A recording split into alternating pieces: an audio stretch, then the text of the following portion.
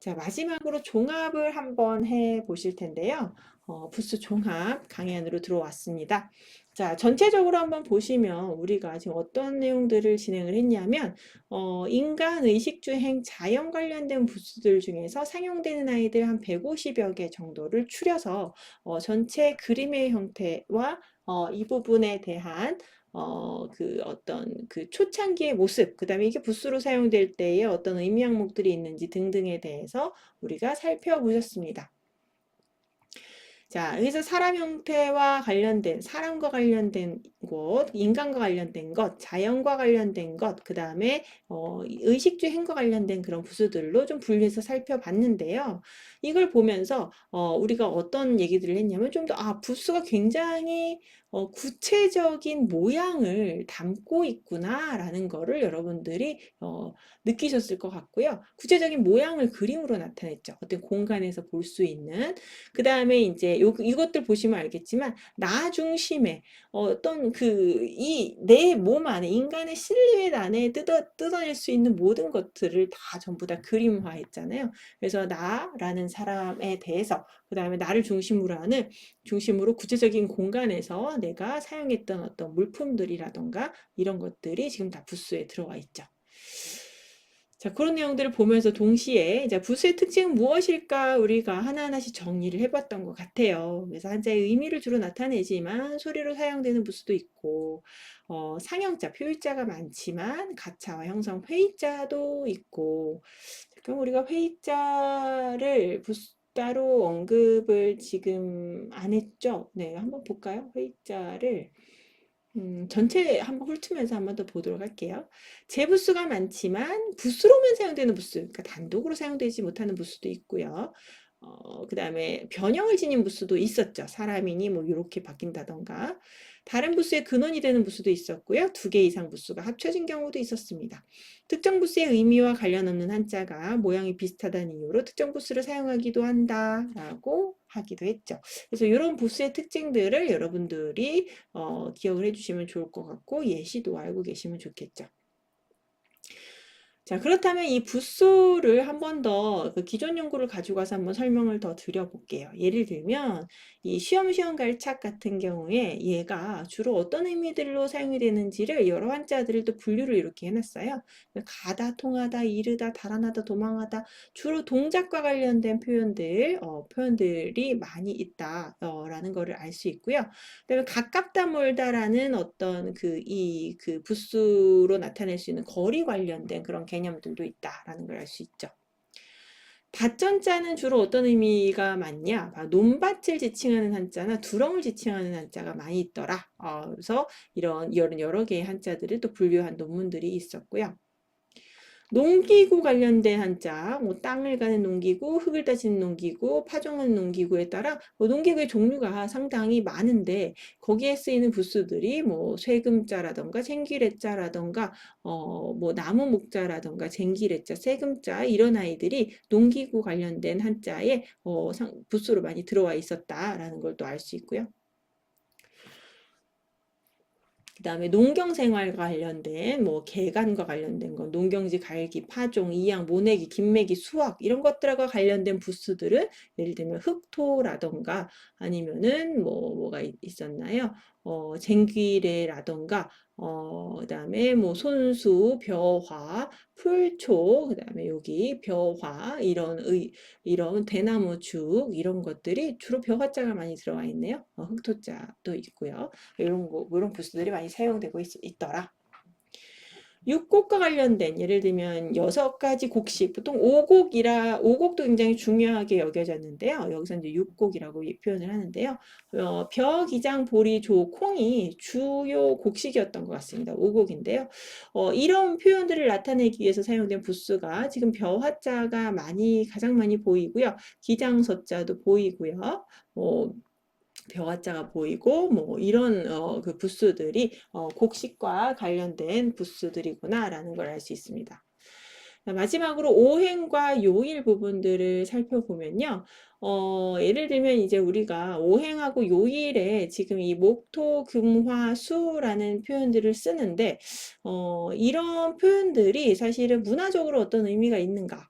그렇다면 우리가 알고 있는 이 요일이라는 표현은 언제 지금 들어왔는가? 우리가 지금 7일을 일주일 단위로 해서 일주일 월화수목금토일을 쓰는데 이 용어들이 사실은 최초로 이 7일이라는 거를 준수한 사람이 홍유안이라는 사람이라고 합니다. 그래서 이제 기독교, 그러니까 천주교식 주일 관습을 준수하기 시작하면서 우리 나라에도 지금 7일 개념이 지금 들어왔고요. 원래 그 전까지 동양에서는 음력을 바탕으로 해서 한 달을 30일로 정하고 초순, 중순, 하순 세 개로 구분한 다음에 각각의 5일을 기준으로 다시 세분하는 방식을 사용해 왔다고 하죠. 그래서 뭐 서양의 구분법하고는 달랐지만 이제 종교가 들어오면서 우리도 7일을 쉬게 됐다. 근데 이제 7일을 쉬게 되면서 이 월화수목금토일이라는 표현은 어떻게 들어오게 되었나? 이게 우리나라의 이제 오제설이라는 거, 목토금수화라는 5가지 만물을 구성하는 기본 물질 재료를 목토금수화라고 여겼는데 이게 또 5가지 동양의 만물을 구성하는 기본 물질 재료라는 개념은 또 그 서양의 만물을 구성하는 어떤 기본 물질 재료인 사원소설하고는 또 좀 차이가 있으면서도 또 비슷하면서 다르죠. 예를 들면 뭐 토수화까지는 같은데요. 토수화까지는 같은데 이게 저 사원소설에서는 이제 기자를 써서 이렇게 포함시켰지만 동양에서는 이제 목금을 또 포함시키는 어느 정도 좀 차이가 있기는 하지만 비슷한 개념들이 동서양 다 존재하긴 했죠. 이걸 바탕으로 해서 동양에서는 오행학설이라는 게 이제 쭉 나오는데요. 그래서 뭐 이런 5가지를 기본으로 한 어떤 그런 생각들, 수화, 목금, 토를 기본으로 한 생각들, 이게 이제 뭐 여러 개 적용이 됩니다. 그래서 뭐 의학이나 뭐 천문학, 기상학 등에서 광범위하게 활용이 되어 왔었고요. 우리나라에서도 이 오행이라는 거를 좀 중요하게 여러 번 다루고 좀 익숙하게 다루고 있는 편이었죠. 그러다 보니까 이 요일이 들어왔을 때 사실 요일 월화수목금토일이라는 그 요일 이름은 일본에서 들어왔다고 합니다. 근데 이게 일본에서 이 명칭이 들어올 때 우리나라 사람들이 이걸 거부감 없이 받아들일 수 있었던 것은 우리나라에도 이 오행이라는 개념이 존재했기 때문이 아닌가 싶습니다. 그래서 우리가 붓소자라는 것을 통해서 어떻게 보면 좀 더 확장해서 이제 조금 부수라는 것이 이 특정 부수가 주로 어떤 의미로 사용이 되는가도 우리가 확인할 수 있지만 더불어서 더 나아가서 이 붓소자가 이 붓소자에 들어있는 이 한자들을 통해서 어떤 문화적인 현상까지 파악을 할 수 있겠다라는 말씀을 드리고자 합니다. 네, 전체 종합하겠습니다. 우리가 학기 초에 이런 질문들을 드렸었는데요. 한번 질문을 되새겨 보면서 우리가 전체 한 학기 동안 배웠던 내용들을 무엇이 있는지 한번 상기시켜 보는 시간을 가지겠습니다. 우선 한자문화권은 어디 있는지 우리가 학습을 했었죠. 기억나시죠? 물론 이미 다 지나간 내용이긴 한데요.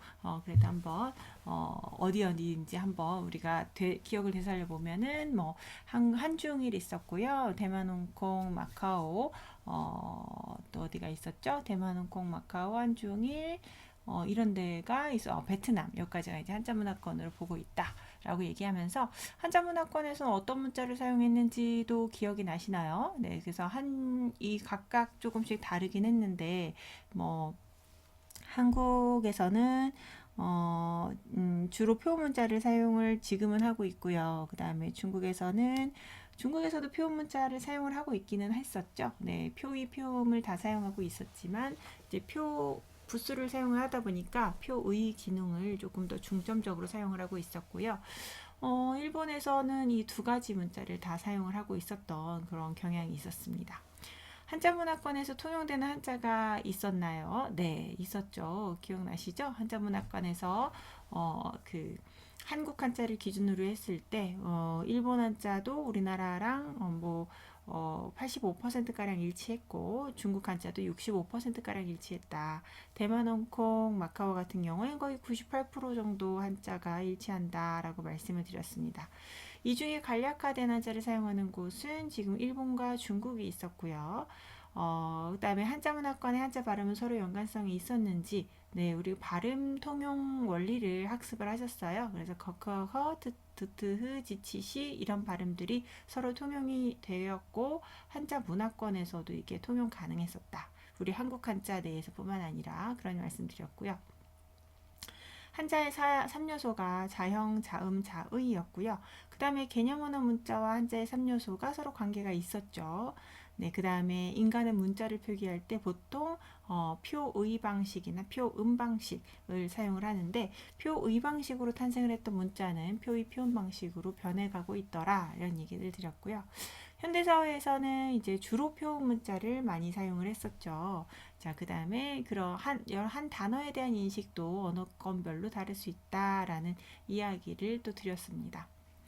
한자가 만들어진 6가지 원리가인 육서가 있었는데요. 여기에는 전주를 뺀 상형지사, 회의, 형성, 가차 이 5가지가 가장 많이 활용이 되었었고요. 육서 중 현대 한자에 가장 많이 사용되던 조자 원리는 바로 형성자였죠. 한자 의미가 확장해가는 방식 기억나시나요? 은유기제였는데요. 이 은유기제가 부스 의미에서도 굉장히 큰 역할, 의미 확장을 할 때 굉장히 큰 역할을 하고 있음을 우리가 여러 그 방식으로 또 확인을 해봤습니다. 전 세계 언어에서 가장 많이 사용하는 어순은 SVO와 SOV 어순이었는데요. 한자어와 사자성어는 SVO 어순이면서 이 수직 성분이 붙을 때는 또 SOV 어순처럼 앞쪽에 붙는 그런 경향성을 지니고 있었죠. 그리고 언어나 문자가 인간의 사고에 영향을 끼치기도 할까요? 라는 질문에는 우리가 언어 상대성 원리라는 이론을 소개해드리면서 영향을 끼칠 수도 있겠다라는 그런 생각을 앞에서 한번 말씀드리면서 시작을 했어요. 네. 그래서 우리가 한자를 사용을 하고 있잖아요. 그래서 여기 다음 문화로 넘어와서 한중일 모두에서 지금 문자 사용 현황이 각기 다른데요. 한국에서는 지금 거의 표음 문자만 사용을 하고 있고요. 중국에서는 이제 표의를 기반으로 하는 표의 표음 문자를 사용하고 있고, 일본에서는 이제 표의 표음 이 2가지를 다 사용을 하고 있는데요. 그렇다면 외국 문화를 받아들일 때 문자적으로 어떻게 달랐는지 우리가 외래어를 받아들일 때 예를 들면 뭐 스타벅스나 뭐 맥도날드 뭐 이런 사례들 등을 통해서 우리가 확인을 해봤고요. 그 다음에 한중일 광고, 영화, 드라마, 포스터 등을 비교할 경우에 어떤 동의점이 있었는지를 문화의 시각에서 그리고 문자의 시각에서 우리가 좀 차이점을 살펴봤던 것 같습니다. 그래서 마지막으로 그렇다면 우리가 문자와 문화의 연관성에 대해서는 어떻게 생각을 할 수 있을지 이쯤에서 한 번 더 생각을 해보면 좋겠다라는 생각이 듭니다. 그래서 우리가 한 학기 동안 이 그 전체 그 한자라는 것에 대해서 학습을 하면서 자형과 자음과 자의로 나누어서 우리가 전체를 봤었죠. 그러다가 이제 자의적인 특징은 무엇인지 은유기제라는 거를 연관해서 한번 봤었고요. 그런 이러한 은유기제적인 어떤 그런 특성들이 한자의 부수에도 지서도 확인을 할 수 있었다라는 얘기를 드렸고요. 그 다음에 이제 이러한 한자의 어떤 특성들과 그 다음에 이 한자를 사용하는 한중일 3국의 어떤 문화와의 연관성은 있는지 없는지에 대해서도 이 여러 가지 사례를 통해서 한번 우리가 직접적으로 느껴보는 그런 시간들이 있었습니다. 그래서 이 수업은 한자 수업이긴 한데요. 전체 언어 문자 시스템에서의 한자의 어떤 포지션에 대해서 한번 우리가 점검을 보았고요. 그 다음에 그 중에서 가장 중요하게 다뤄지는 어떤 부수 섹션에 대해서도 좀 자세하게 학습을 했습니다. 그리고 마지막으로 이것과 한중일 문화와의 연관성에 대해서도 우리가 한 번 더 이 문자와 문화가 서로 연관이 있지 않을까라는 생각으로 이렇게 한번 강의를 진행을 해봤습니다. 여러분들한테 정말 이 수업 내용이 조금이나마 여운이 남았기를 바라고요. 한 학기 정말 수고 많으셨습니다, 여러분. 그럼 우리 시험 때 만나요.